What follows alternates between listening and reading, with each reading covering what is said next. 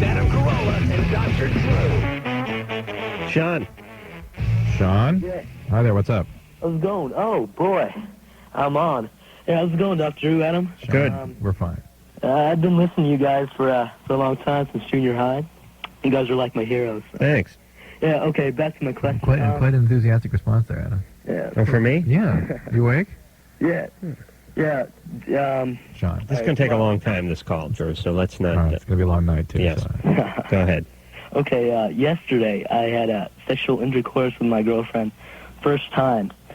And before intercourse, I performed oral sex on her. And after that, after sex... Oh, okay, hold on. There's a meet and greet going on here. Drew cannot even perform the simple task of shaking a woman's hand without knocking over the mic. What? All right, Arianna Huffington has just rolled into the studio. She smells of scotch, too, Drew. Vodka, actually. Oh, I love that accent already. Hey, Sean? Yeah. All right, hurry up and get to your question. All right.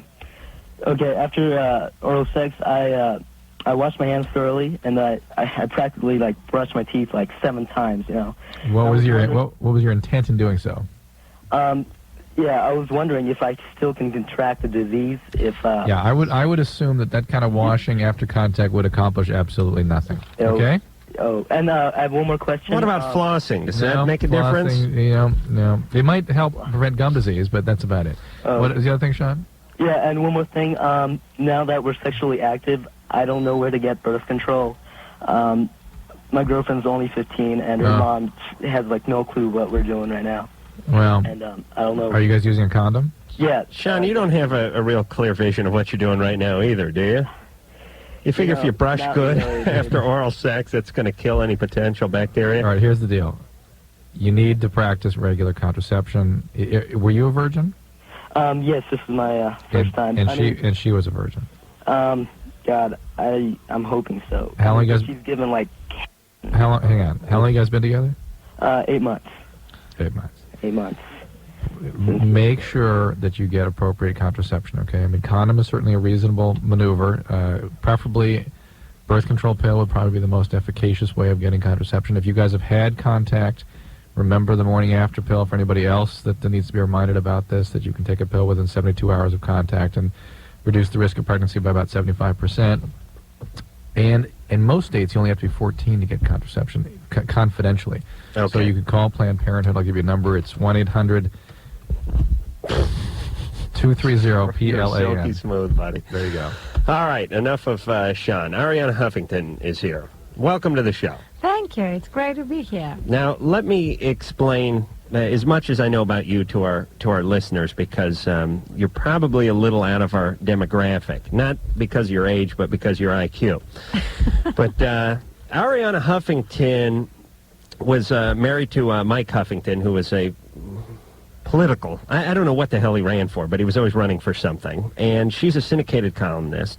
And she's written, I guess this is her 7th book, Greetings from the Lincoln Bedroom. Right. And you can see her on Politically Incorrect quite often. A show that my partner's done twice.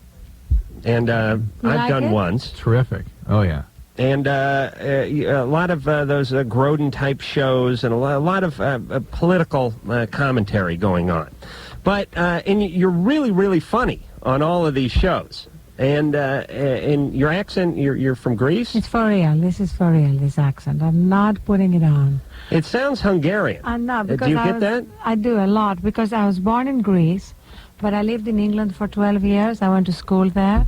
So it's a kind of mixture, plus the fact that I'm tone deaf and I can't hear anybody else speak proper English means that I speak with this funny accent. I joked recently that I was giving a speech, and I joked that I was really born in Fresno, California, and I had cultivated this accent to give myself an air of being an ethnic minority, which is so popular these days. And I got 27 letters. I'm not exaggerating. The speech was on C-SPAN, and I got 27 letters from people asking me, how exactly did you go about changing your accent? And 2 of them were from Fresno. Oh, yes. Not a think tank, Fresno, by any stretch of the imagination. But Arianna, Now, how would you describe yourself? I mean, your job, syndicated columnist, author? I do 2 columns a week on politics, culture, Mother's Day, things, anything. What's your training in? Well, I studied economics at Cambridge. I have a master's in economics from Cambridge. And the rest of my training is through my books. I've written lots of very different books. I wrote 2 biographies of Maria Callas and Pablo Picasso. Oh, Charlie Callas' daughter? Who's Maria Callas? Oh, the singer? The singer. The opera singer? Adam. The Phenomenal. singer, remember? Really? Yes. It wasn't the daughter of the guy who went, Gunga Din. No, remember Aristotle Onassis? Sure. Well, she was the singer who was with Aristotle Onassis until he left her to marry Jackie O. Oh, okay. Okay, got it? And, He was with a fat broad? That, right. There's a question about this on Jeopardy tonight, in fact. Really? Really? They had, right. who was it, Dr. Quinn? Jane Seymour did a little video clip saying, I played Maria Callas in Onassis. Oh, really? Yeah. I What like are you your sound watching? effects. All right, let's not digress that far, Drew. Don't digress. Okay, So anyway, and then I went on and wrote different books, and this is my final book for the moment, my 7th book, which is a book of political satire. Right. And Drew was reading it last night, and for the first 100 pages, he actually thought that this was not fiction. In fact, I'm not. I It's a little kid you thick. not. If I had not read just as far as I did, I would have been quoting this in the press. It's just the way I thought it was in the White House. I finally found some source that confirmed everything I always believed. I think And my defense mechanisms are so thick. Even when she has a segment where the television starts speaking directly to her, and I thought, well, later in the chapter we're going to find out she fell asleep in front of the TV and just had this dream about it talking to her. Right. Yeah. But the most convincing thing is that Socks the cat, the White House cat, is my guide, Yes. my deep throat. That wasn't a In the clue, Drew? book. I think I read right past the fact that it was a cat. You're, I wanted it to be a porter or something. all right, so, Arianna, would I be right to say that you're a Republican? I'm a Republican, but in the book and in my column, I skewer Republicans as much as Democrats. I take on both sides because primarily right now I see myself as a humorist, an entertainer who makes political points through entertaining people Right. rather than preaching at them. And being a political satirist is a good angle because you don't have to be that funny. Not No, not exactly. that You you're don't not have- hysterical, yeah, but but you can make a point. You can Yeah. you can be witty, and you're not dealing with the comedic elite. I mean, you don't have a lot of real stiff competition. I don't mean to sound condescending, but I mean, Really? I know it's coming across that way. But if you take this Mark Russell, for instance, the guy's plays the piano on KCRW and has been singing little ditties about politics for 20 years. He's okay. I have a chapter about him. He's labeled a genius. But I have a chapter about Weird him. Al. He's like Weird Al. He's And a song. In my book, he entertains at the White House after a state dinner for the president of China and the rest of the butchers of Beijing. And then they all move to the East Room, and Mark Russell entertains them with songs like Dear Miss Lewinsky. right. Yeah, I was reading that. I think it's toward the middle of the book there. Now, do you have any aspirations yourself? Let me get this one out. Politically? I have no interest in running for office. You don't. No. Did you stay in the Lincoln bedroom? No. You've been to the White House, I've of been to course. the White House. I've been to a few state dinners, and I've visited the Lincoln bedroom, but I've never stayed there. Yes. But the whole sort of idea of the book is that I lose a bet with Al Franken, with whom I did something called Strange Bedfellows on Comedy Central, Right. doing political commentary from bed. I must be one of the few women, I hope, who can get a tax deduction for her lingerie. I hope I'm one of the few women who can get a tax deduction for her lingerie. But anyway, so I give this this donation to the Democratic National Committee because I lose the bet, and they decide to invite me to spend a long weekend in the Lincoln bedroom. And the book is about what happens there. Right. It's a fantasy. Al Franklin is a real funny, actually. Franken. Al Franken, sorry. Al Franklin is a cable talk show host, that isn't right? he? I don't know. He didn't seem to me so interested in politics, let's say 15 years ago or something when he was writing for Saturday Night Live, but he's been going more that direction lately. And he wrote that Rush Limbaugh is a big fat idiot and other observations. Yeah, that's a funny book. You read that, Drew? Excerpts. Yeah, it's one of the few books I've read. It's so short. Yeah, lots of pictures. All right, so Arianna, do you know this show? Yeah. Are you familiar with Yes, this show? I love the show. And Really? Josh Cowing, who runs my office and who was just 23, loves the show. So when the invitation came to appear on it, he didn't even ask me. He said, "This is it. You are doing this show." Oh, God this bless is my him. favorite show. All right, you're going to kick him in the groin when we're done with the 2 hours tonight. Kim, Yeah. you're 25. Mm-hmm. You're on with Arianna Huffington. Hi. Hi. Hi. I have a problem. I'm married and I have a daughter, and I had taken her for a paternity test with my ex-boyfriend, and I had found out that it is not my husband. It's your ex-boyfriend's. Mm-hmm. How long have you known this? 2 months. Do you have other kids? Yeah. How many? 1. How's your relationship going with your husband? Not good. What's the matter? What's happening? It's just bad. We're always fighting. Is there violence? No. What's going on in the background there, Kim? Cartoons. The TV. Okay. Could you turn down a little bit? Yeah. All right, why don't you go ahead and do that, and I'll recap here. Okay. She, As a 2-year-old, it's not with her present husband. She confirmed by a paternity testing that it's her ex-boyfriend. right, and has another child. Another kid. We haven't established who's the father of that one. Right, Who's the father of the other child? My husband. Okay. and that's an older child. Mm-hmm. How old is that child? 6. And why did you wait a couple of years before you went and had a test? Because he moved away. He was going to move away and you wanted to know? No, he moved away and then he came back. I see. Does that answer my question at all? He was gone the entire time. Mhm. As soon as he came back, she grabbed him and had a test. Oh, I see. You mean you guys had intercourse, and then he packed up his bags, and then he came back. Right. Okay. How long have you been married? 6.5 years. Oh, boy. Are you in love with your boyfriend? I don't know. Well, you haven't seen him in 2 years, have you? I mean, before and recently. No, not before recently. Well, did you restart a relationship with him? Wait, no. Don't go down that path. Doesn't matter. Well, I am curious. Did you? No, not yet. Look, Yes, you did. No. You didn't have sex with him after, it's been 2.5 years since you've had sex with him? here's the deal. Yes. Her model for relationships are pretty disrupted, I suspect. She's married at 19. Her family, undoubtedly, a pretty chaotic I think she may have mess. picked Ike and Tina Turner as her that's model right. for a That's relationship. Right. That's right. So even if she wants to get out of this relationship with her husband, say, what is she going to do when she gets out? Screw up her next relationship. That's right. Probably pop out a couple more kids with That's this guy. right. So the much healthier alternative, the one that's certainly the best for your children and even possibly more likely to lead to happiness for you, is to commit yourself to this marriage, start working on it, and create some stability in your life, okay? Okay. Really, get the boyfriend out of there.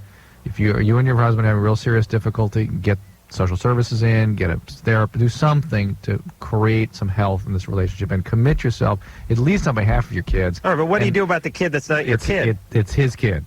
It is? It's his kid.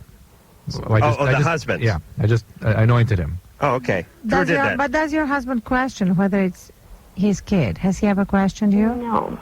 So he considers it his kid. Mm-hmm. The guy's not, the other guy's not an Eskimo or something? I can see no positive value for the child to bring No. in the other biological father. Absolutely. I wish my folks had lied to me a little more often. I think I'd be a much healthier adult now. It's okay to lie. It really is. It's okay. Just like you lie about the Tooth Fairy and the Easter Bunny and Santa Claus. You go ahead and it's part of your childhood. More important That's than fine. lying, you don't say anything. Because That's why Drew should run for government. You understand Because, that look, thinking? I believe this when parents go to talk to their kids about their own behaviors when they were 15, when they talk about their own drug experimentation, it's not open for discussion until the kids are 25. Okay. Don't lie. Do not lie. So, I'm not Kim, favorable. see if you can stop acting out for just a couple of years until your kids get into high school. That's it. But on the other hand, now, what about this guy? You know he doesn't give a rat's ass No, about he's the kid. gone. Yeah. Okay, so he's not going to be interested. No. That's really the beauty of wanting to pull this maneuver on a guy, is you can get away with it. You know what I'm saying? Right. Hey, she could call the guy up and say, I got the test in, it's your child, but I'm going to raise him like he's my own, and he's like my husband's, and we're not going to discuss this. And you go, okay, can I screw you again, though? I mean, that's how guys work. But Kim, did you tell him it's his child? Uh-oh. Kim, Huh? did you tell him? Yeah, he knows. And what's his reaction? he said it's up to me. All right. See? There you go. He doesn't care. Yeah. He's a great guy, this Kim. Kim, Yeah. stay with your husband and quit acting out, would you? Okay. You got kids. Don't screw them up. Please. Okay. Thank Okay.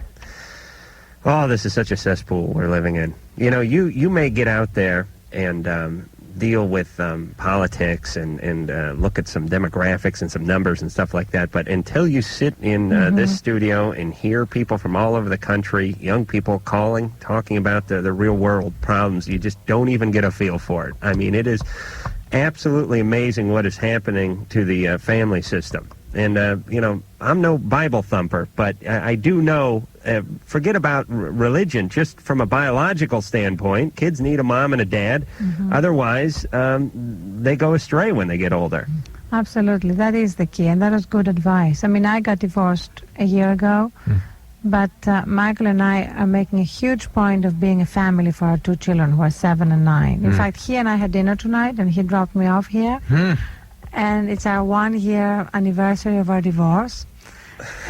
They celebrated. They went out and celebrated. But the key How romantic. but the key point is just that we've managed to really be friends Yeah. and to spend a lot of time, the four of us, with the girls, and You have 2 girls? yeah. Yeah. And that's really, in the end, the most important thing. If you bring children to this world, even if you screw up your marriage, don't screw up your kids, which was the Right. message you gave to Kim. Sheila, Hello. you're 19. What's going on? Well, I have never been able to get close to a guy, and right now I've known a guy for about 9 months, and I really care about him, but I can't get close to him. Yeah. You've known him 9 months. How old is he? 20. And why can't you get close to him? Is the experience that prevents that? I just feel really uncomfortable, but... Have you ever been able to get close to people? No. Never. Not guys. No, not guys. What about women? And I don't mean in a lesbian way, but just a platonic way. Friends. Yes? Yeah. Okay, how about in the lesbian way? Well, as long as I was asking. Just once. Okay. Just once. Okay. All right, so your dad sort of took a crap on you when you were younger? Or somebody, some male. Yeah. Who did? Just a kid that my mom babysat for. How old was he? He was, I don't know how old he was. He was like 2 or 3 years older than me. How old were you? We'll do the 4 or math. 5. You were 5? So Yeah. he was like an 8-year-old or something? Yeah. That is one of the more common forms of sexual abuse right now. What I can tell you about the 8-year-old is that he was being sexually abused by an adult. Okay? Now, the fact that you were a participant in this, that you were a victim and that the victimization occurred, tends to also suggest that your family wasn't the healthiest environment for you. Right? I can't really, I don't feel like I can talk to them. Your family. Yeah, they're really, really religious. Mm-hmm. I just feel really... Was there a lot of hostility and anger in the house? Not really, no. But you didn't feel comfortable bringing this up in front of them? Yeah. I see. So you sort of buried it, and now this is how it's manifesting itself. And so you never told anyone about this? Just a couple of friends. Did you have any rapes that followed? No. Were you sexually active after that? Like No, not at all. So you've never been sexually active? You said something about a woman, though. Well, I said that. No, she said No, yes. she said just once. Oh, she did? Yeah. Yeah. Adam, I don't know. you're failing. Once in a while, lesbian experience slips between the cracks, Drew. I don't Shocked. catch them all. What happened with the lady? not too much. All right, but How old were you? 19. Oh, All okay. right, but the deal is, things have not gone too far astray, but you're having some real difficulty getting what you want from your relationships. I mean, at least you can have a capacity for friendships, right? How many occasions did this happen on? This 8 or 9-year-old boy? About 15. Yeah. Wow. And your mom had no idea what was going on? No, she was babysitting a couple of families. Mm-hmm. Do you resent your mom in some way for letting this go on?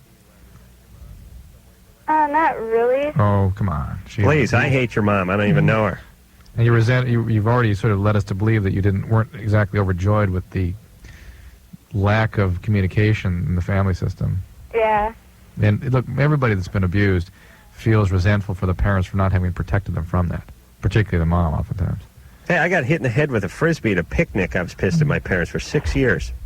4 months of therapy just for that one incident, Drew. Why don't you get some help, Sheila? Because these kinds of experiences can make it very difficult to achieve normal kinds of relationships, at least satisfying or healthy, stable relationships, without some work. When you've been through this kind of thing. All right? Yeah. I mean, that's what the problem Okay, I'll answer for you, Sheila. Yes, I'll seek therapy. Okay. Okay. Oh, boy. Yeah, Arianna, I believe that that we should send. What countries send? Is it Sweden that you have to go into the military for a couple of years right out of high school, or Israel? There's a few countries that do this. I think everyone should go into 2 years, mandatory 2 years of state-run therapy right out of high school. But you see, it depends on the therapist. Oh, yes. I think that there are some therapists who screw people up more than they help them.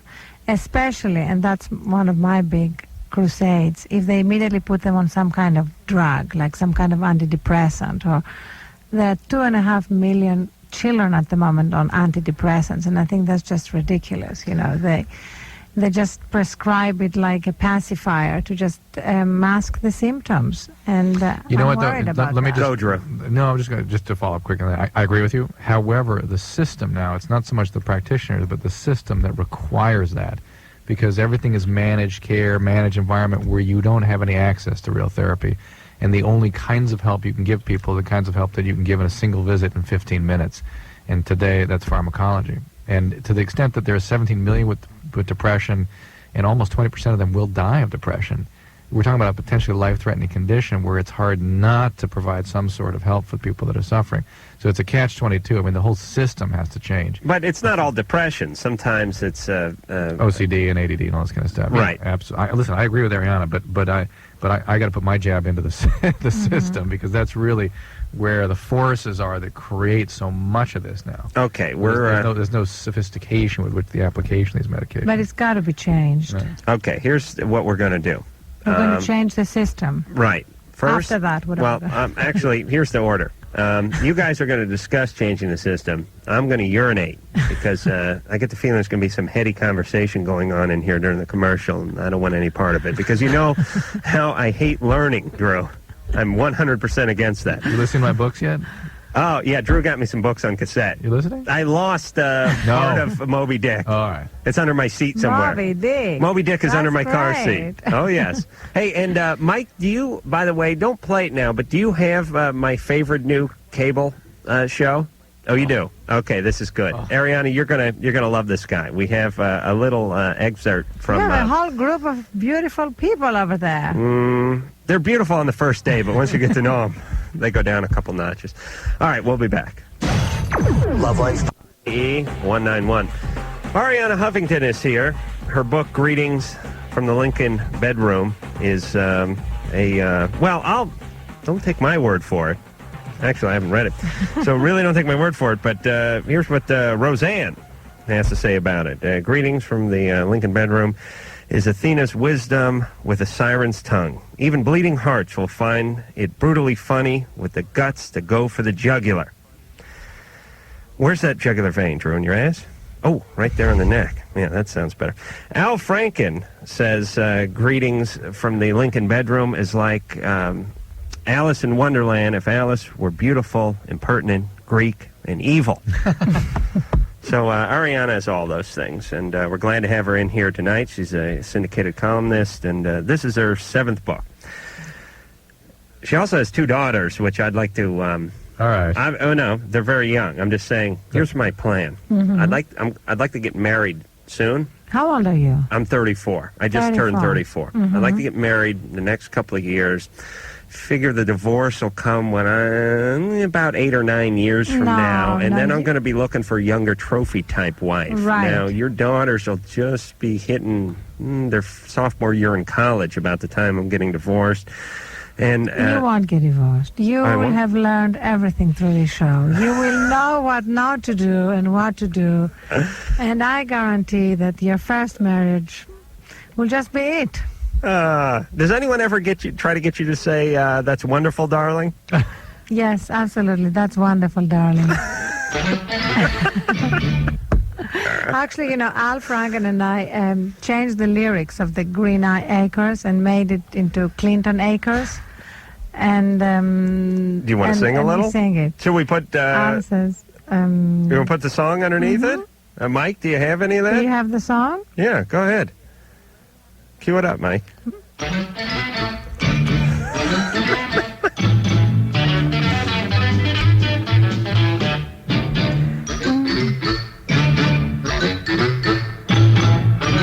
This is the dance version. The public sector is my philosophy. Tax and spend is my philosophy. I don't remember the words. This is excellent. I remember because that was us. I remember my words. The private sector is much better any day. I despise government giveaways. I just adore a penthouse view. Darling, I love you, But give me a tax cut too. The chores. the stores. But you get the idea. All right, come on, Mike, please.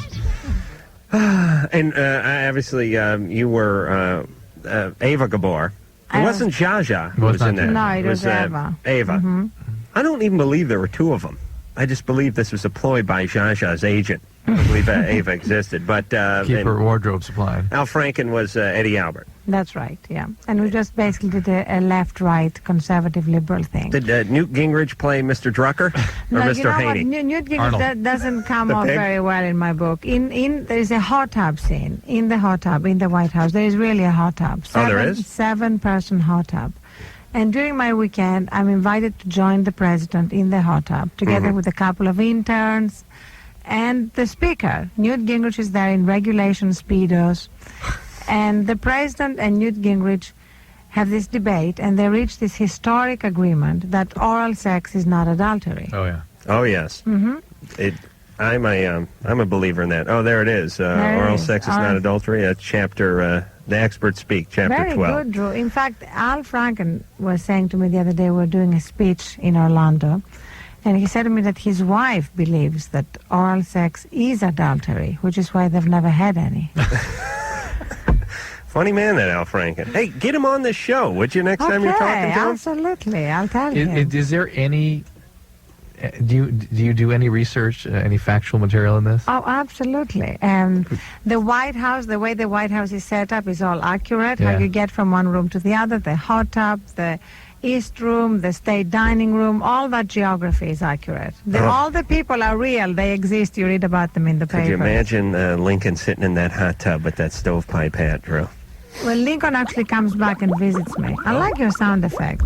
Yeah, Mike is, he's usually he's about 35% involved with the show, but tonight he's got both eyes and both nostrils involved with the show. He must be a fan of yours. Storm, Yeah? you're 17? Hi, Arianna. Hi, Dr. Drew. Hi, Adam. Hi. Storm? I love you all. Thanks.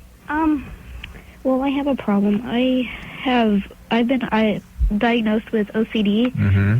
and it's really hard for me to have a relationship with anyone. Why? And I don't know if it's because of my past or because of OCD or what. What's the deal with your past? Oh, just a lot of stuff. In a sort of a headline. Abuse? Yeah, and my dad left me, and I would say those sorts of interpersonal traumas are much more likely to impact on your capacity for relationships now than the biology of OCD. Unless the OCD were so severe that you spent your days washing hands and counting cracks in the sidewalk to the point that you couldn't interact with other people. it wasn't washing hands. It was like stepping over cracks. Right, but I understand. But Yeah. Didn't he actually use the crack as an example, Storm? yeah. Well, Did you need to correct him on that one? How has your mood been with all this?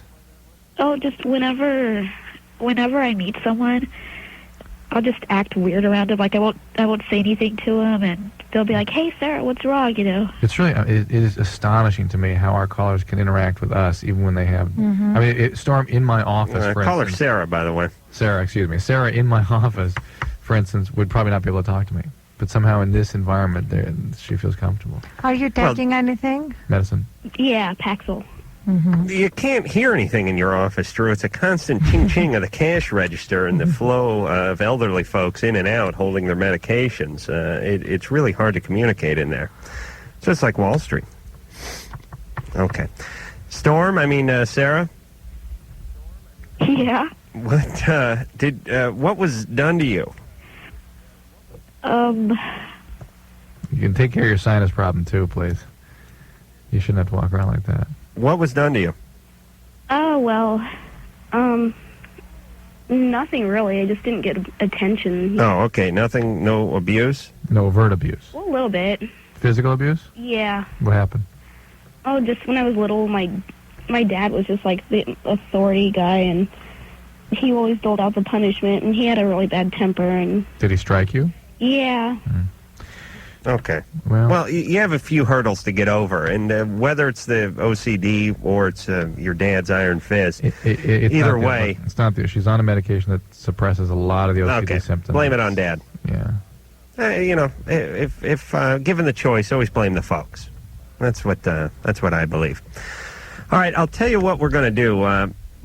You've heard us talk about this on the air before, and we discovered this young talent when we were in northern Illinois, perhaps, Drew, doing a lecture. The hell are you talking about?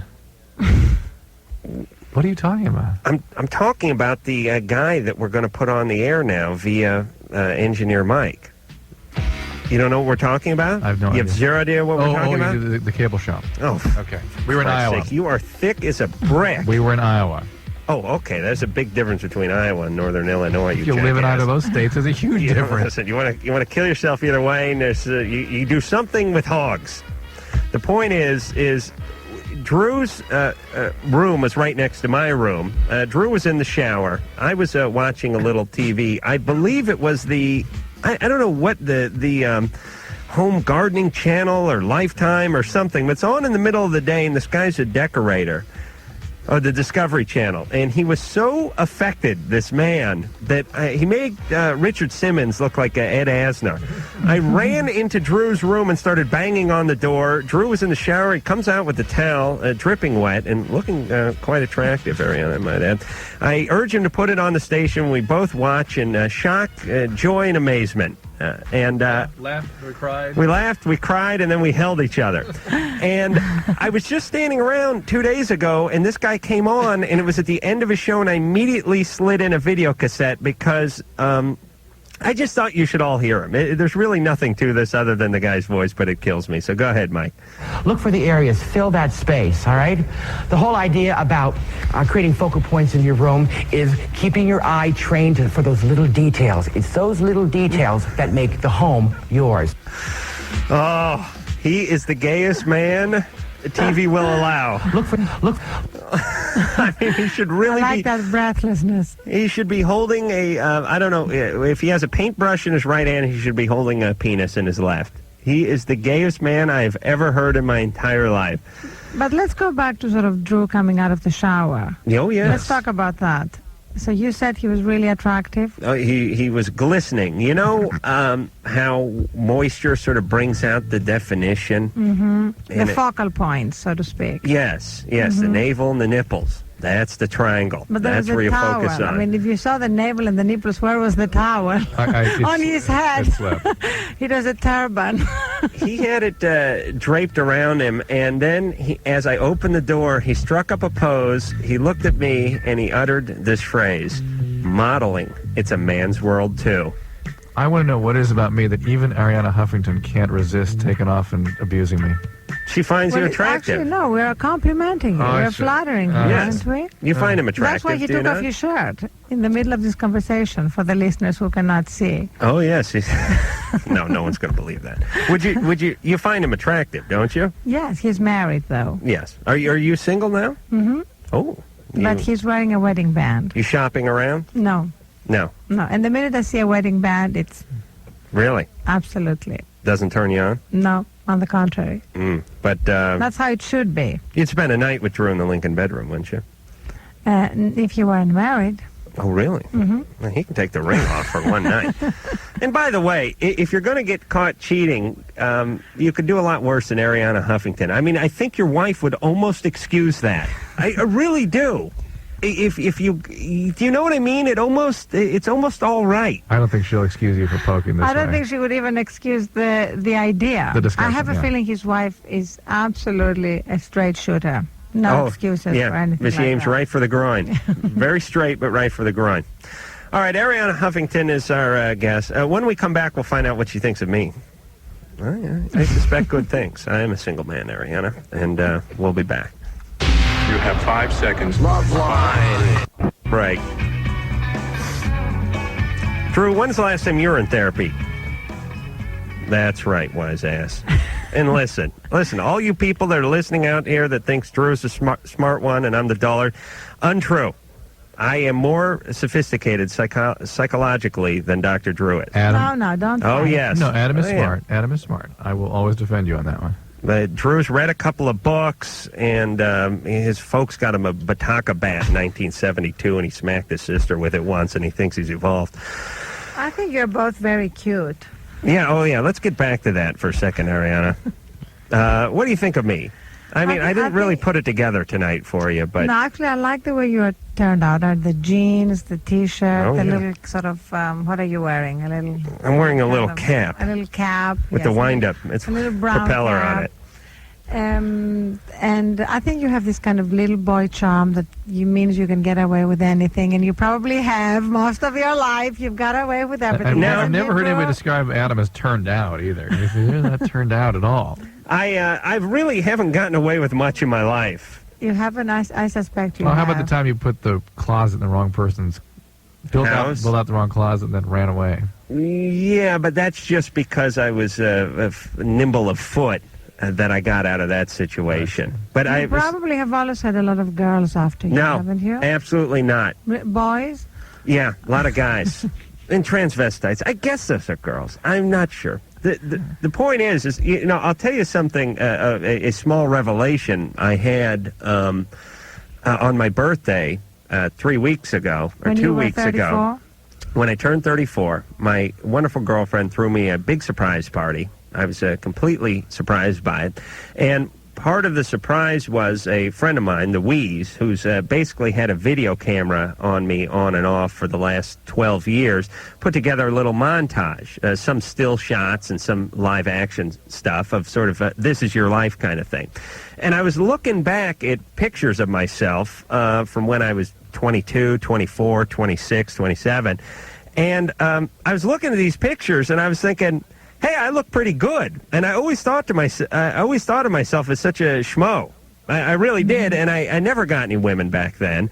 And I realized that now that I've had 5-8 years to look back on myself, there was nothing wrong with me. I was actually better looking than I am now, and probably more capable of going out and meeting a young woman than I am now. But I thought of myself those years, and as a matter of fact, when he said, I'm going to show you this videotape of you throughout the years, I almost put a pillowcase on my head because I thought to myself, this is going to be humiliating. I just thought back to age 22, 23, and thought of myself as such a mess. And then when I looked at the pictures, I thought, geez, I may have felt like a mess, but I didn't really look that bad. So this is some words of encouragement for young people that feel like they are not worthwhile or look like a mess. Yeah, I think it's a very perception. profound truth because we all have these self-images, which may have nothing to do with reality. I have always thought that I was freakishly tall, just because I grew up in Greece.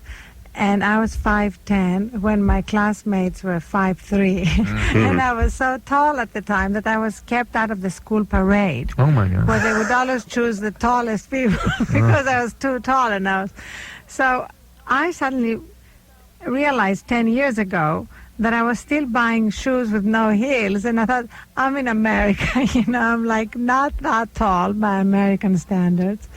And still I was living with that all self-image of being too tall. It's great how you can take even an asset and turn it into a liability when you're a kid. And by the way... And your peers will do the same. I'm not a clinical psychologist, but keeping a kid out of a parade when the kid is 9 years old, it's not a great idea emotionally for the kid.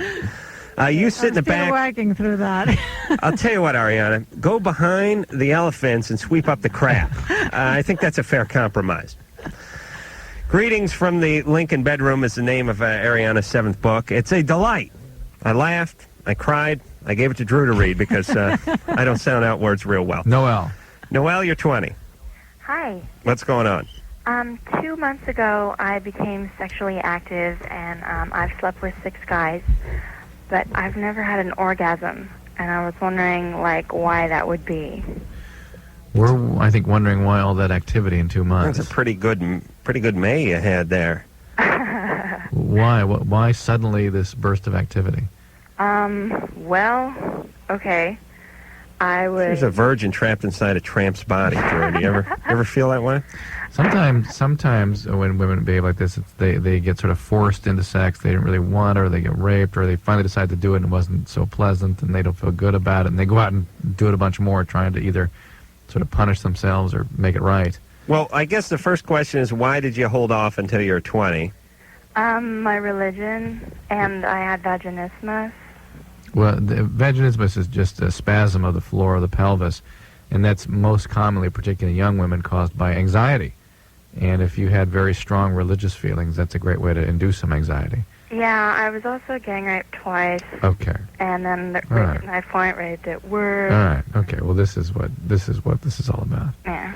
But is that a reason why I wouldn't have an orgasm?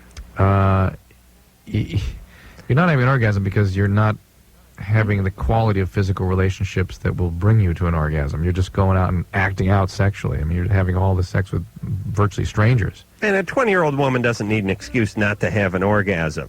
Right. There can be a multitude of reasons why they don't have an orgasm, but being gang raped twice is certainly reason enough. How old were you when you were first raped? 11. What happened? What were the circumstances? Well, that one, I was babysitting for this man, and when he came home, he'd rape me before I left. It's 11 when you were 11. Yeah. Who was this man? Just a man I was babysitting for, just a neighbor. And did you tell anybody? Mm-mm. And how did he know you weren't going to tell anybody? I don't know. I'd been abused a lot as a child. Well, that's how he knew. In what way? My grandfather, babysitter's brother, friend's Sexually abused you? Yeah. And let's, I'm not hanging up on it. I'm just putting Noelle on hold. Arianna, the theme that we have on this show, the reoccurring theme is by the way, do you have to say reoccurring theme? Because you really don't if it's a theme. Prominent theme. That's okay. Okay, is people that are victims their whole life, and victimizers sniff them out immediately. Mm-hmm. I mean, you wouldn't, if someone did anything, God forbid, to one of your daughters, they would run immediately to Mike or you, and Mike would probably use one of his underworld connections to have them snuffed out. I imagine, and being in politics all these years, No, you got to meet I would personally kill them with my own 2 hands. Yeah, you'd have Mark. Forget hiring anybody. You'd have Mark Russell go over there and bore him to death, torture him. It'd be a slow death. But the point is they know who they can get away with this sort of nonsense with, and who they can't.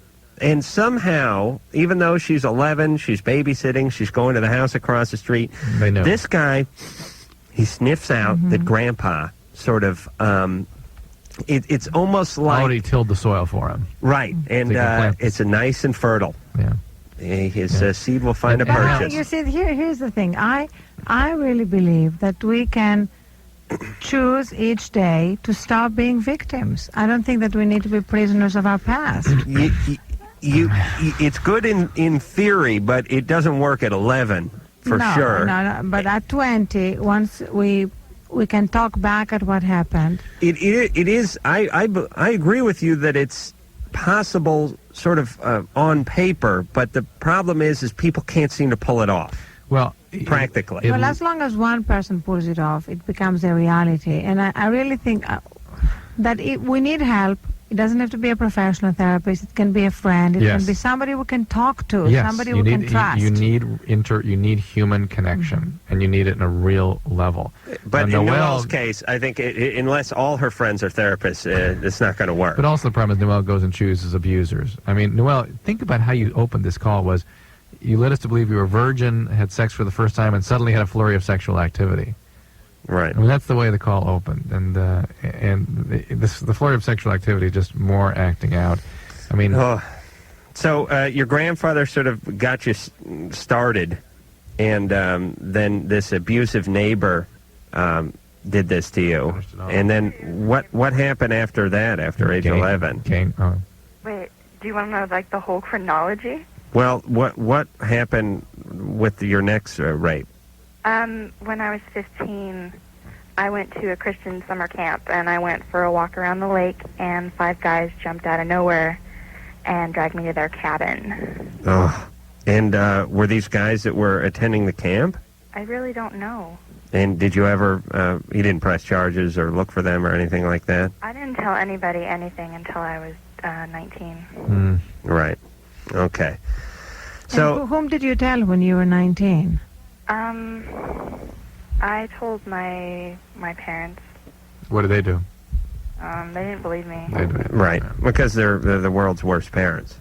And they really, I mean... They need to be held accountable. Even though the these 5 guys are technically... The perpetrators. This all started in the family many years ago. So, Noelle, don't act out anymore. Try to have a relationship with one person, but make sure it's somebody you're not overwhelmingly attracted to, because that person will be an abuser. Right. How about that? Right. And just work on it and stay with that. And although it may seem boring, stay with it. Okay. And I think therapy is the call, is in order for this that's one. Fine. Well, but if not, all right. Listen, don't just say this crap because you got Arianna here. This woman is life has been one big tragedy, and some people need it and some people don't. But if there ever was a case for someone needing a little therapy, it is Noelle. Yes. I'm not sure therapy can even help in situations like Noelle. But I mean, Well, it's the old- I don't it's- like this pessimism. Let me just say something, because I believe in miracles also. I really believe that suddenly, if we just decide to change, if we decide to bring sort of that kind of change and transformation in our lives, we can make it happen. And it doesn't mean that always we have to follow a separate...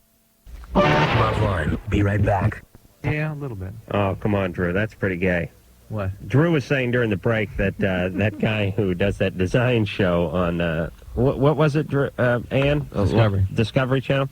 That when you saw him, it's at noon on Discovery. He seems even more affected. Yeah, and he Look for does. the areas, fill that space. But that's pretty gay there too.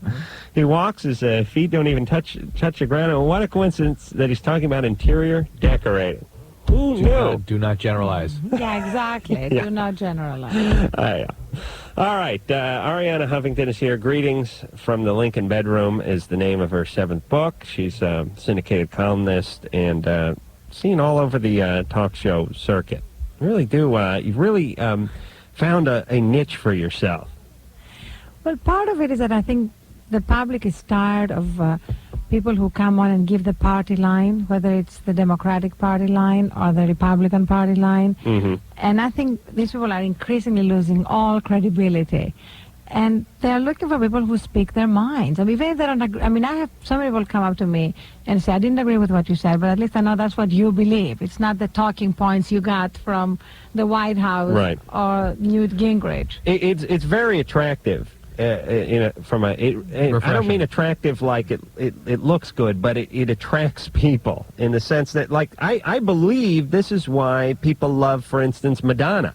Mm-hmm. Because she doesn't take any crap from anybody. She does her own thing. She's certainly not the world's greatest singer, the world's greatest actress, the world's greatest songwriter, the world's greatest dancer. She really isn't. And she's almost a mediocre talent, yet she believes very strongly in whatever it is she does, and she sells it 110%, and she seems to speak her mind, and people are amazingly attracted to that in her. I mean, whether it's Rodman or Madonna or myself, for that matter. Thank you, Drew, for that. Why aren't they attracted to you? It's very liberating. I didn't mean because, attracted like want to hump attracted, but they like to listen. They want to hear what you have to say. And it's all right. They don't need to agree with you. As a matter of fact, I find that people find it sort of condescending when they think that you're trying to figure out what it is they want to hear and then regurgitating it. Exactly. And that's what, You just described perfectly American politics. I mean, Of all course. politicians do. Well, the media does that too in general. It's like we got to spoon feed. Don't you know who you're talking to? You got to use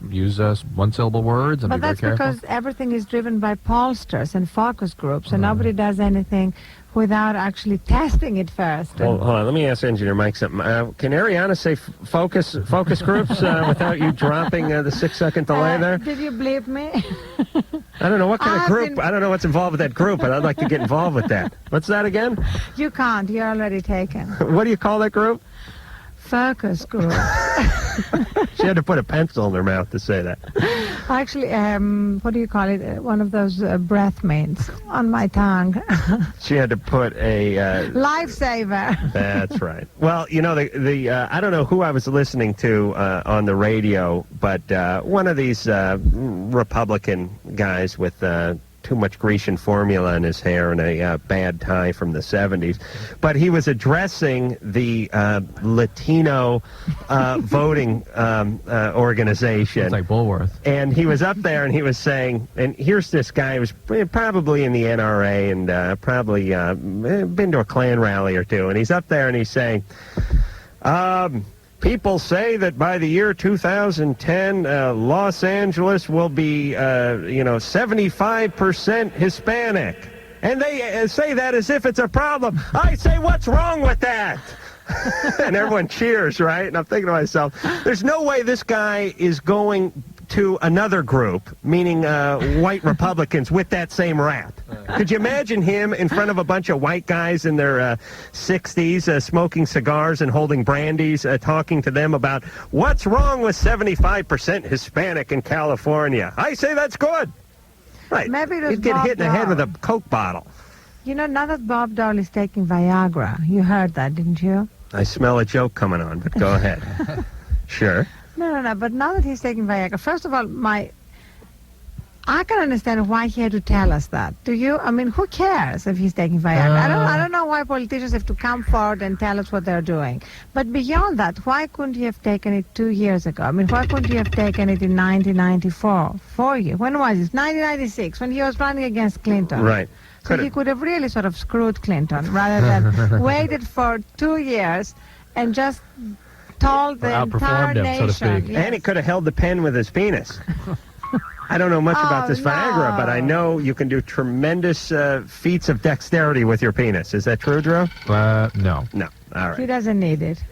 Arianna Huffington is here, and Joe, Yes, you're 27. that's right. What's going on?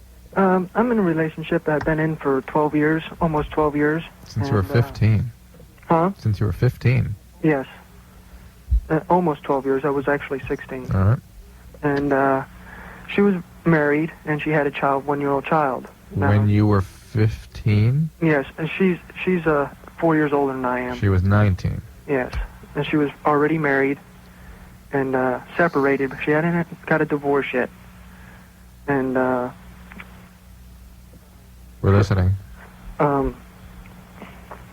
yeah, she was not divorced, But she got divorced eventually. yeah, she got divorced like a year later. Okay. And just recently, we just had a child, our first child together. All right. And her husband still comes around and brings his friends to my house. And I've been very protective lately. And I don't know if it's my spot to tell this bum, hey. Does he No. come around because he's maintaining a relationship with his child? Yes, with his child, but That's the purpose of his visits? I, Or is it to maintain a relationship with his ex-wife? that's what I'm kind of thinking. What is your It's been ex-wife? What is going your on for almost 12 years now. What does your girlfriend do for a living? She works in a school as a secretary. Okay.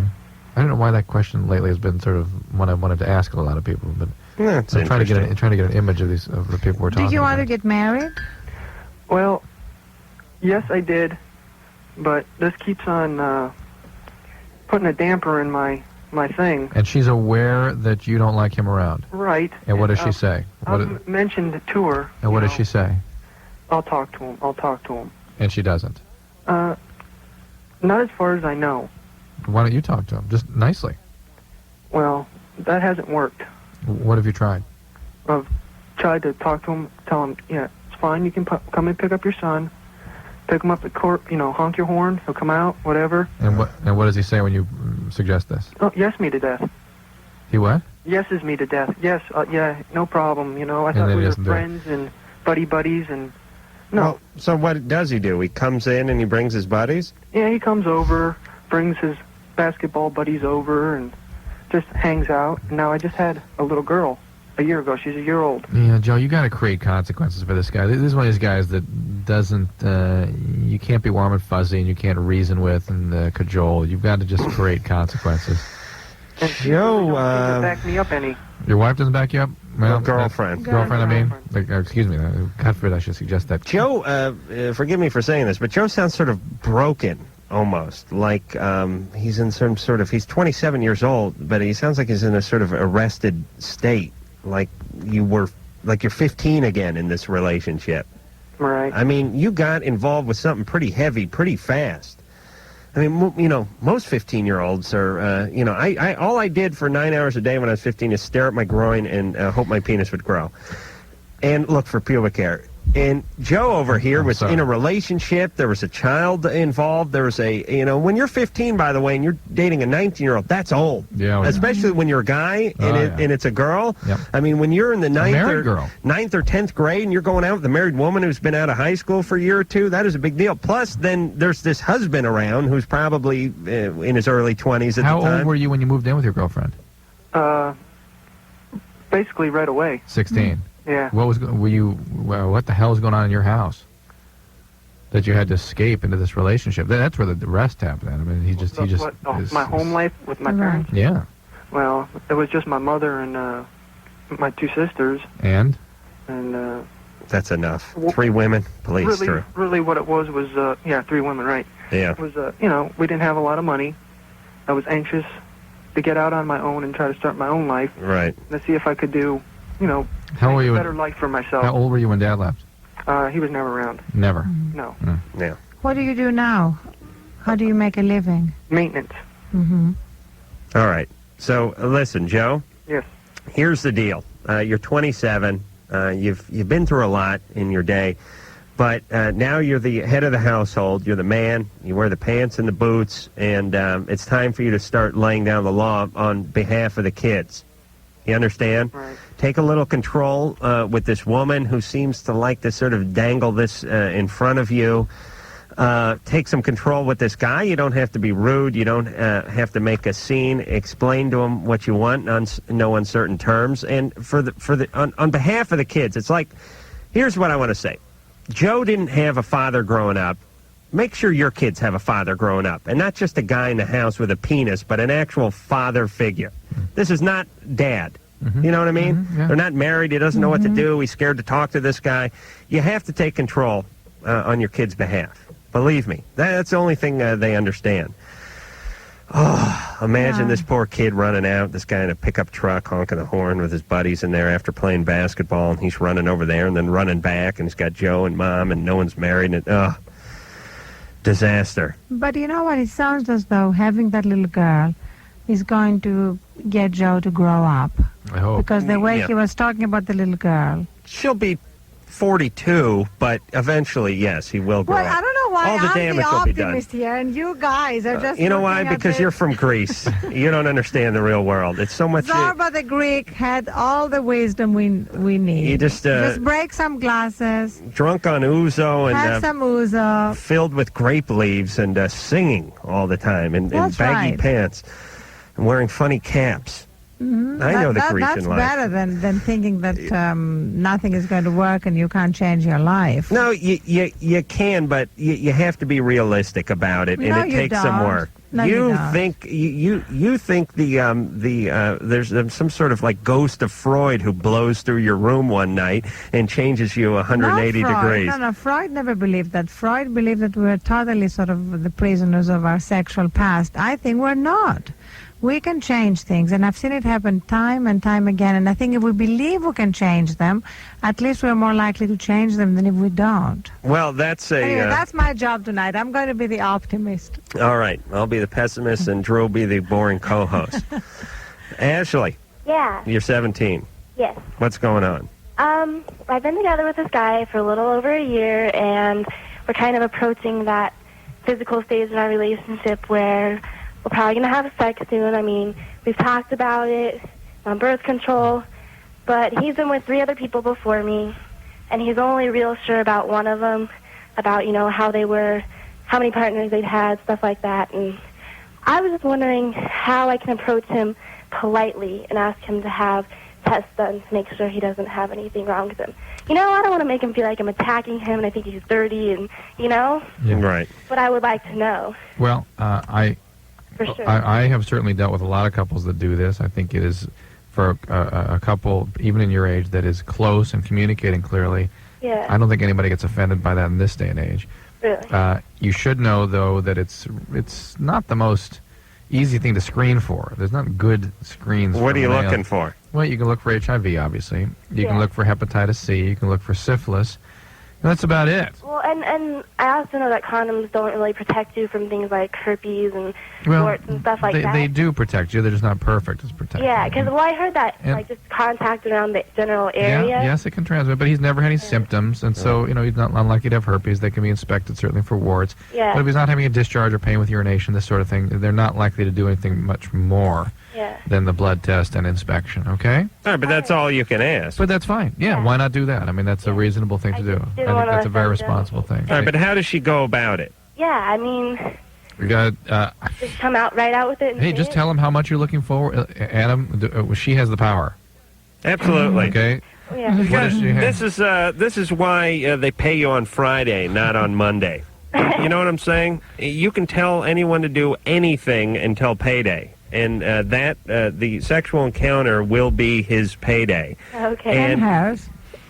yes, she's not going to enjoy it Come that on, much. this kind of sexist talk about okay. sex. No, okay. She Yeah, she's going to endure it, and it's going to be his no, payday. she'll enjoy it too. But the point is I sincerely hope so. the burden is on him. Yeah, and believe me, you have the power. Okay. You just tell them how much you're looking forward to this, but there's certain things you want to be sure of before. And I just don't think men are as concerned about that as girls, you know? Men are sort of... It's not that they're not as concerned. It's just they're more concerned with the sexual conquest, so that takes all precedent. Their thinking is actually distorted, I think. Right. They're in some sort of testosterone storm, and it's up to the women to do the more reasonable thing. A woman could tell a 17-year-old guy before they had sex, I would love to do this one day. I would love to talk some model into torturing some poor 17-year-old kid, but you know, you could say, all right, I'm getting real close, but I'm going to need you to drop your pants, and I'm going to need you to suck your thumb and cry like a baby. Cry. Now go out to the front. And then time. Go get the newspaper. Go out to stopwatch. the yard and get the newspaper. How long does it take? And they would do it. Lord knows, I'm 34, I'd do it now. All right. You don't date much, Arianna? No, but you know what? I don't at the moment because for 2 reasons. First of all, I don't think it would be good for my children. I think after just a year of being divorced, it's good for them not to have an image of their mother dating. The second reason is that I'm a workaholic. I definitely need therapy for that. I work a lot. I love my work. Well, why do you? I mean, Why? you got money in the bank, right? Yeah, but I've always worked, and I worked when I was completely impoverished, and I work when I have money in the bank because I love what I'm doing.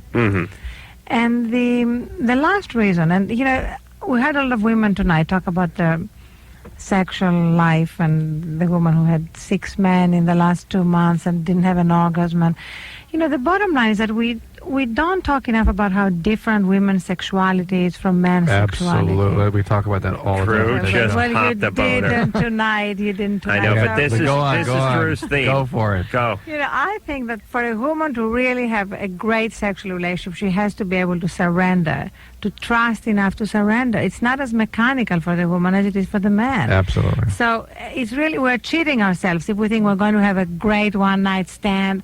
And I'm not saying there may be some women who can do that, but the majority of women I know, starting with myself, can't do that. It's just not fun. I mean, it's not what great sex is about.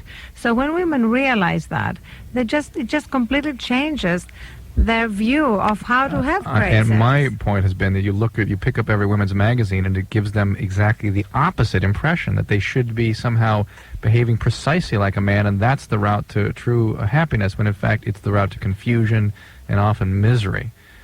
And not only do they need to be able to feel secure and surrender and connected to do it, they have to acknowledge that that connection is likely to persist in time once they have established that, and not be hurt and bewildered when the guy doesn't reciprocate that if they haven't built the relationship first. All right, let's call. I think this is a pretty dangerous message you guys are sending to the youth. Dana? Yes. You're 30. Yes. Wow, you're really hot for Arianna now, aren't you, Drew? I mean, Drew, that has been his rallying call ever since I've known him. Dana? Yes.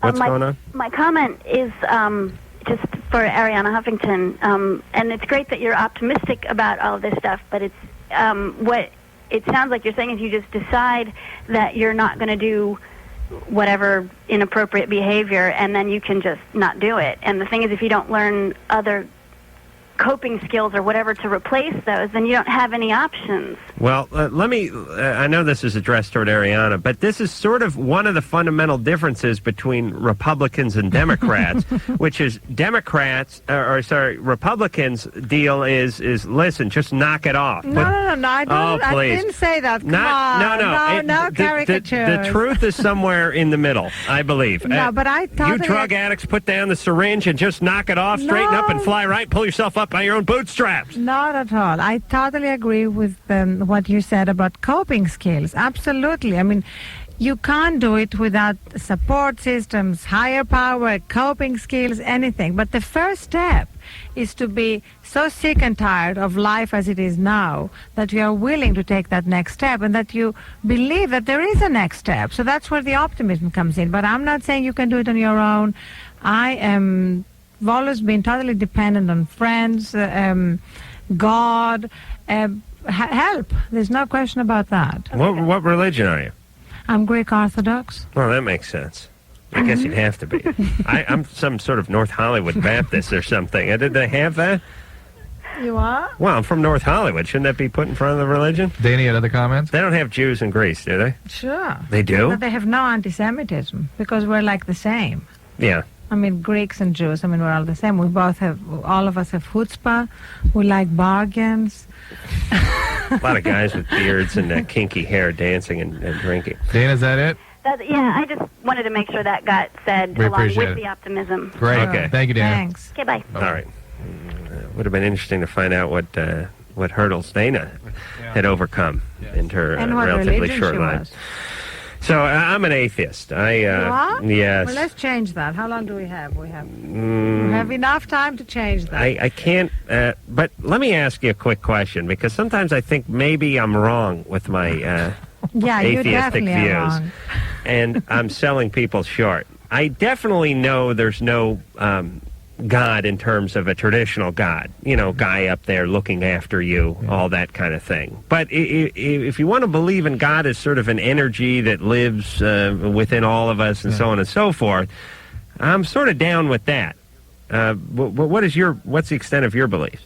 And don't you think, by the way, before you answer, it's totally ironic and just hypocritical and just flat out BS that Clinton has to be seen leaving church every Sunday? He doesn't have to be seen. That's part of the sort of double life he's leading. It's his choice. I mean, nobody would fire him if he didn't go to church on Sunday. Yeah, but he has to sort of counterbalance all that has gone on during the week.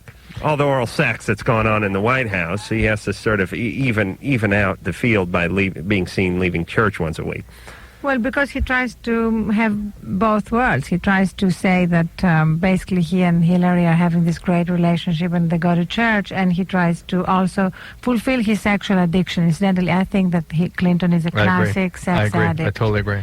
His whole behavior, the risks he has taken. Everything. I mean, here is a man in the middle of a sexual harassment suit having oral sex in the Oval Office with an intern. If you don't think that's crazy. Well, you understand that's a lot of pressure he's under with the suit and everything, and a man needs to let off a 37 little times. steam. This girl had access to the Oval Office 37 times after she was no longer being employed there. That's more times than Donna Shalala, and she's a member of the cabinet. To go back to your atheism. Yes, right.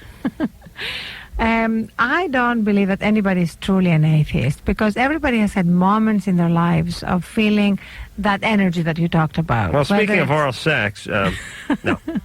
Whether it's being in love or these great coincidences. You know, all my friends who are atheists are fascinated by coincidences. Whenever something happens that's unexpected, that seems kind of miraculous, or even just plain bizarre that it happened. Right.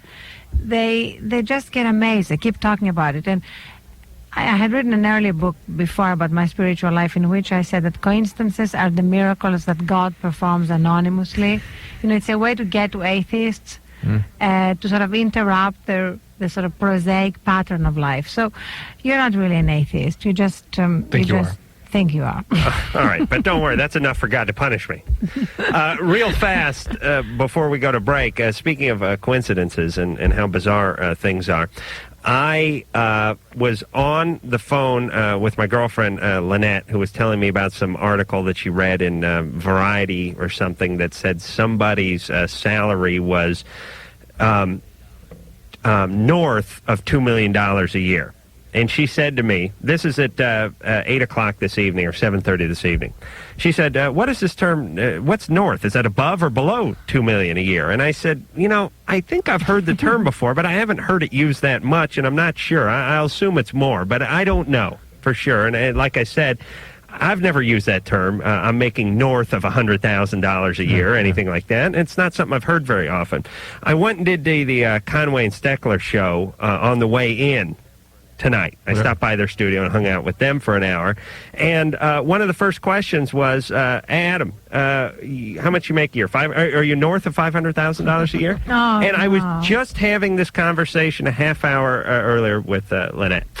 And then Now, you come here and we talk about coincidences. That proves there is a God. Listen, God doesn't have time to waste with that sort of verbiage, though, please. Okay, Arianna Huffington is here, and we'll be back. Loveline. Greetings from the Lincoln bedroom. That would be Arianna Huffington's 7th book. And it's a good-looking book.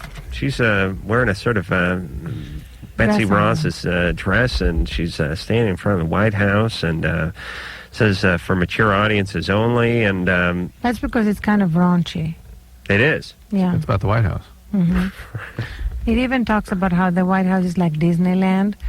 And outside the Lincoln bedroom, there is a sign that says you have to be this high to ride the president. Is that too raunchy for the show? Yeah.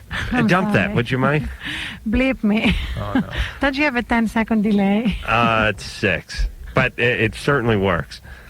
It is 10? Oh. Hello? Arianna knows more than I do What do you about know? this You're show. only the host. Co-host. Hello? Pauline. Sidekick. Pauline. Yeah, hi. Hi, Arianna. Greetings from Santa Barbara. Oh, hi. I used to live there. Yeah. Oh, you did? Are you ever going to come back, you think? I come back and visit. I love it. Oh, yeah. It's too bad you had to leave. Are you ever going to do like a book signing at all? Yeah, I did one, but I may come back and do another one. Oh, when did you do it? When did you have it? You know, if you come to my website, which is ariannaonline.com, Arianna Online, one word, we announce any book signings and anything else I do.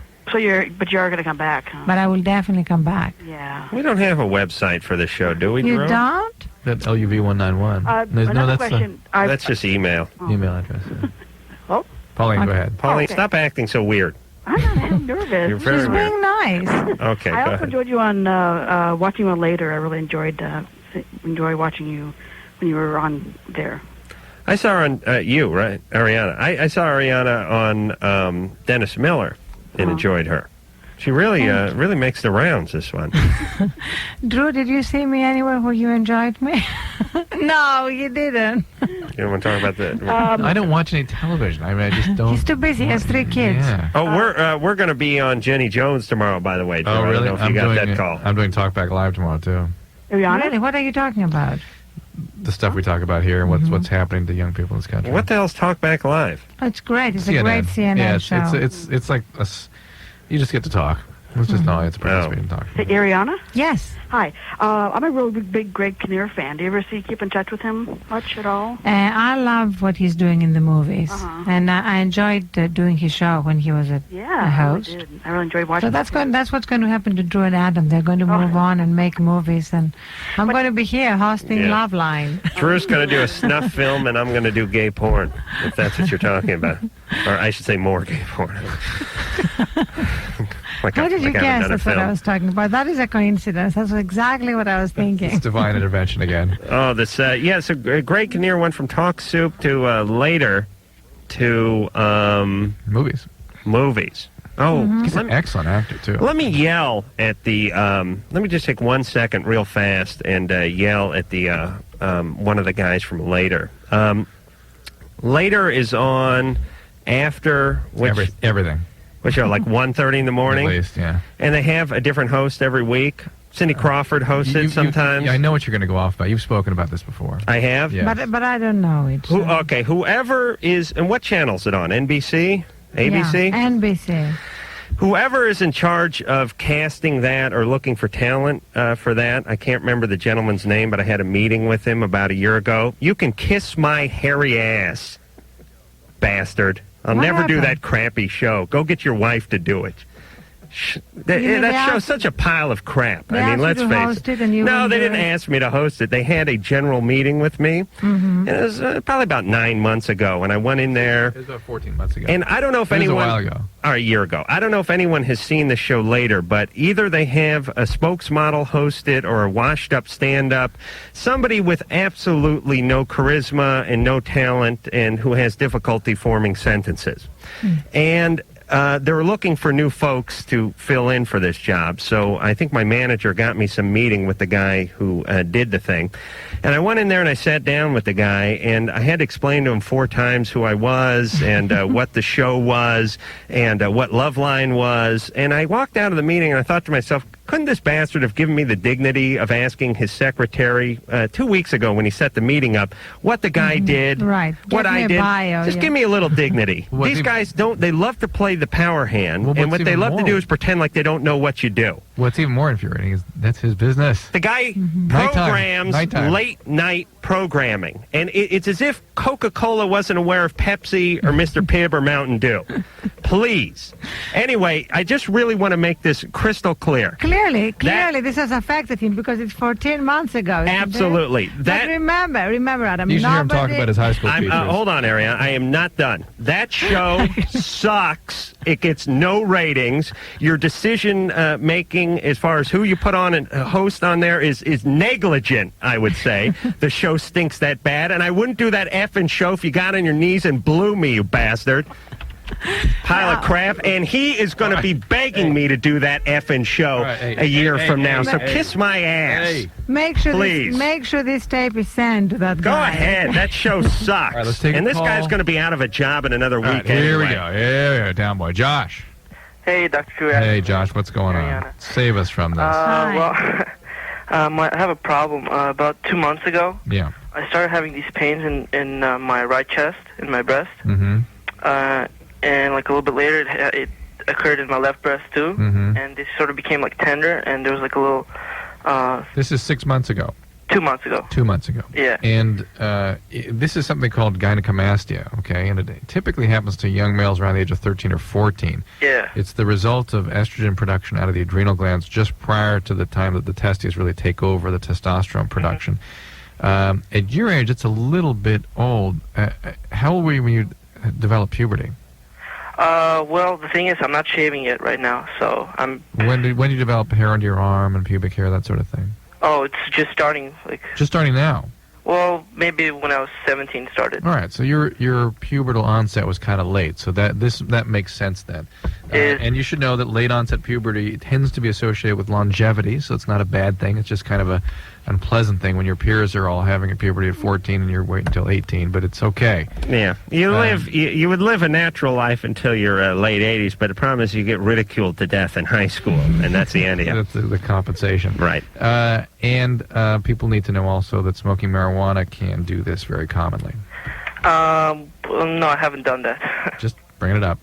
I was also wondering, I want to comment that I agree with Adam that show does suck on NBC. Listen, have they got a host that is halfway decent in the last 2 years on that pile of crap? We got to go to break. Adam, you can just yell, walk outside and start screaming about it, all right? Just answer me one question. I've never seen the show. You program late-night television. I would know everybody You have else. a guy who comes in who hosts a late-night show that's successful. I would know. Do you have to sit there and say, who are you, five times? But Adam, here's the thing.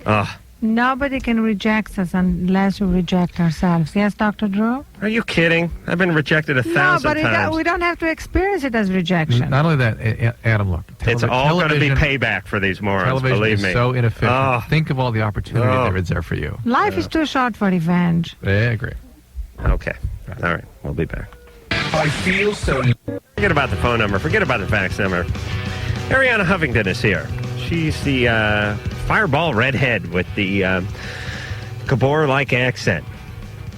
Is it that people haven't heard the Greek accent enough, or that yours doesn't sound like a Greek accent? I know you moved to England, and that sort of contorted it a little more, but... I think it's also that Gabor kind of was so famous for her accent that anybody else who talks with an accent even remotely similar to hers is identified with her, don't you think? Yeah.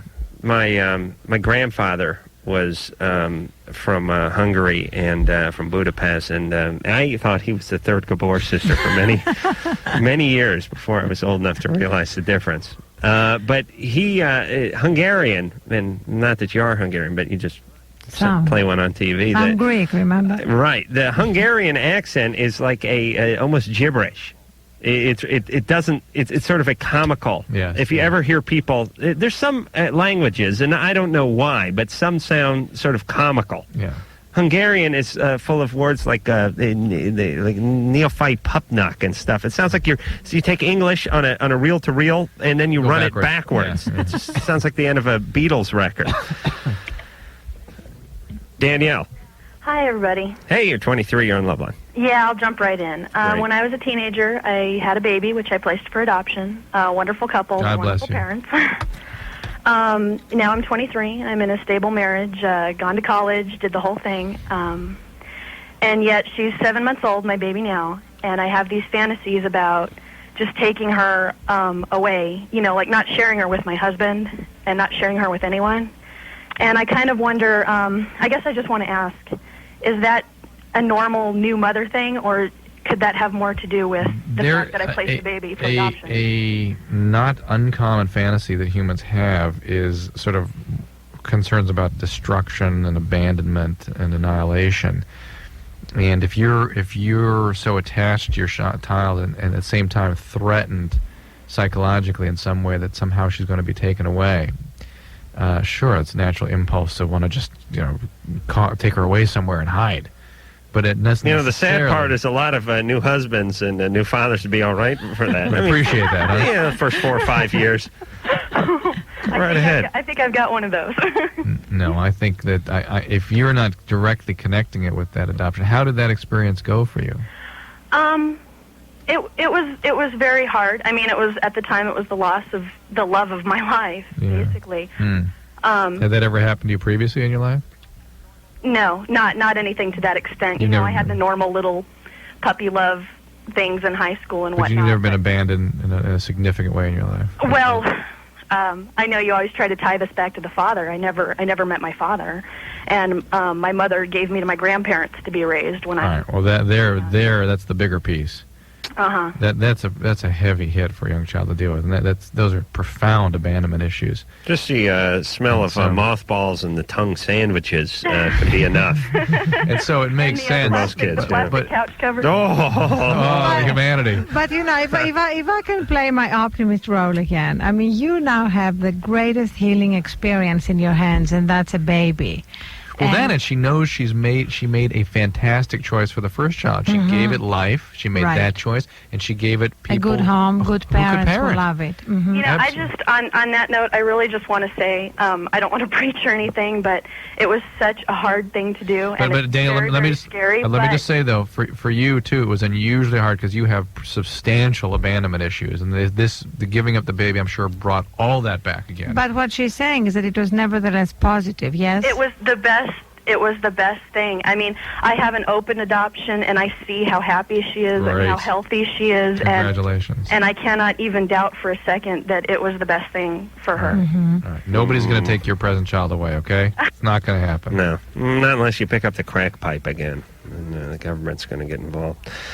I know. She didn't say she had a crack pipe. I was reading between the lines. She has a blessing. She has a blessing. She can love it to death and celebrate it. This open adoption thing to me sounds sort of. There are components of it that sound like a good idea, and then there are other components of it that just sound flat wrong to me. But that's why people have choices. You can have a closed adoption or you can have an open adoption. And she and the family together must have agreed to have an open adoption, and it must suit them fine. I'll tell you, I'd like... Mr. Dictator. True, I don't mind it. Picked up on your plan. You'll be in my cabinet, baby. My spice cabinet. Yes, the Republican Spice Girl.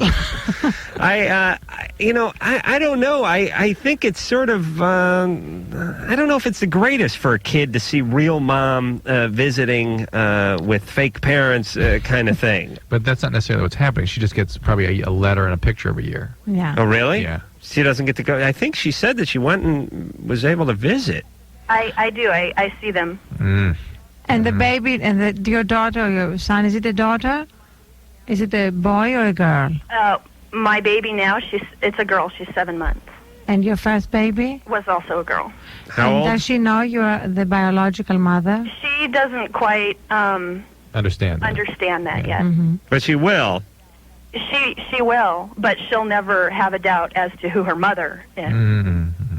All right. But don't you think, in a certain sense, that this is potential for trouble because it's going to be like good mom, bad mom. Yeah. Good mom, bad mom. Yeah. This mom is the mom who says, eat your Brussels sprouts and do your homework, and this is the other one who shows up once a week with a gift. The fantasy mom, yeah. And then there's a weird... yeah, you're right. I think either it's like I bought my house 2 years ago. If the previous owner of my house comes up the steps, I shoot at him. They don't come by once a week and sniff around. Hey, it's looking good. You're right. All right, we'll be back. You're right. I think you're right. I don't like that. Stacy, you're 21. Yes, I am. What's going on? Yeah, I have a question. Okay, a couple months ago, I kind of cheated on my husband. We didn't really have sex or anything, but we kind of fooled around a little bit. How long have you been married? I'm married. How long? 2 years. Who'd you fool around with? This guy. Oh, okay. What's a guy? Hold on, let me write that down. Fooled around with guy. Are you thinking about him? I do every once in a while, but he's just an old friend, and it's like, I don't know. But I'm just wondering if I should, like, tell my husband or just leave it alone or what, because he's in Job Corps, and I don't want him to quit because, you know. Is he away? Yeah, he's... That piss you off? He comes down on the weekends, though. Aren't you pissed off about him being away? Yeah, I don't like it. Yeah. Aren't you angry about it, though? A little bit. Well, there you go. This is what'll happen. By the way, it's bad sign when the word Corps follows anything that you do. There's a Marine Corps, Job Corps, Conservation Corps. Anytime the word Corps comes after what you do, bad. That means things aren't going according to plan. What do you do in the Job Corps? Or what does he do in the Job Corps? He is finishing his high schooling, and he's doing a career. But Stacy had somebody leave her early on, and that's why it pisses her off so much now. Did you have somebody leave you early on? No. Your father, was he around? He lives in Vegas, and I haven't talked to him forever. Mm-hmm. How can she say no to that question when that's so obvious? Doesn't your dad count in terms of... he wouldn't make the list of people that have left? I guess so, yeah. Oh, okay. All right. So, and what do you do? Can you go where your husband is? We drop him off when we take him back home, but otherwise I don't. What do you mean really we? go up there. Who's we? Me and his father and his mom and my kids. You've got your kids? Yeah. On behalf of your I kids. have 2 kids. Find a way to and by the way, I would have bet 3. Yeah. Find a way to to stay connected with your husband. Yeah, I do. But you're not doing a good job of it. Are the kids from some other relationship? No, they're his kids. All right, but look. They're from his ex-wife?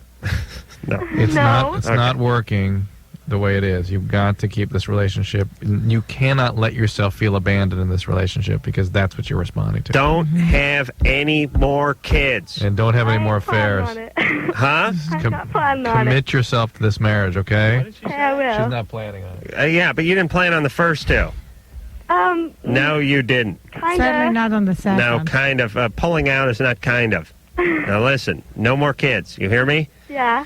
Oh, for Christ's sake. Good luck, Stacey. I just got a bitch for about the last minute. I'm going through such hell and high water trying to get a slate roof put on my house. Oh, you're going for that, huh? I want to get a authentic slate roof put on my house. I need a new roof. It's And what's expensive as happening? hell. Well, there's many a code, many a regulation to make sure, because the world would spin off its axis if guys like me, guys who pay hundreds of thousands of dollars a year in taxes, couldn't put a slate roof on their house.